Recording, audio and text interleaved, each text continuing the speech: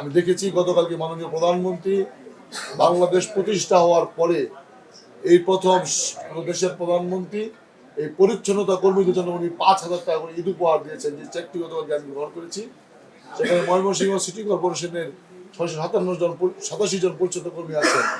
একটা সিটি কর্পোরেশনের 687 জন পরিচ্ছন্ন কর্মচারী থাকলে সেই সিটি কর্পোরেশন তো ময়লার শহর থাকার কথা না। আমি আপনাদের আশ্বস্ত করতে চাই, গরমে আরাম নিয়ে হবে না হাহুতাশ, ঘুরলে পরে ওয়ালটন ফ্যান বাতাস আর বাতাস। এই সিটি কর্পোরেশনে আমি একদিনই সব বলে দিতে পারবো না, তো আমি চেষ্টা করব একজন মানুষ যেন এসে মনে করে এটি তার সিটি কর্পোরেশন।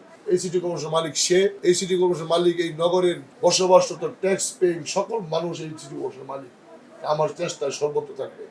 আরেকটি কথা বলি, আমাদের এই কাজে আপনারা অনেকেই ইদানিং সামাজিক যোগাযোগ মাধ্যমের যুগ, মেয়র সাহেব রিক্সা সরাচ্ছেন, মেয়র সাহেব ফুটপাথ সরাচ্ছেন, পড়াশোনা সব সরাচ্ছেন, দয়া করে আমাকে একটু সহযোগিতা করবেন।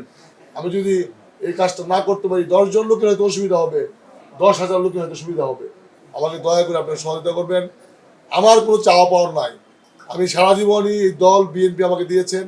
আমি বিএনপির সদস্য হওয়ার পরে আজকে পরামর্শ চেয়ারে বসেছি। আল্লাহ রাব্বুল আলামিন আমাকে সম্মান করেছেন, আর যে কাজগুলো আমার করার দরকার সেগুলো আমি করবো। আমি প্রতি মাসেই সাংবাদিকদের জন্য একটি দিন রাখবো। আপনাদের সঙ্গে আমার সামনে আপনারা সমালোচনা করতে পারবেন, আমার ভুল ধরিয়ে দিতে পারবেন। একজন মানুষকে ভুল ধরিয়ে না দিলে, সমালোচনা না করলে সেই মানুষটি ফেসিস্ট হয়ে যায়।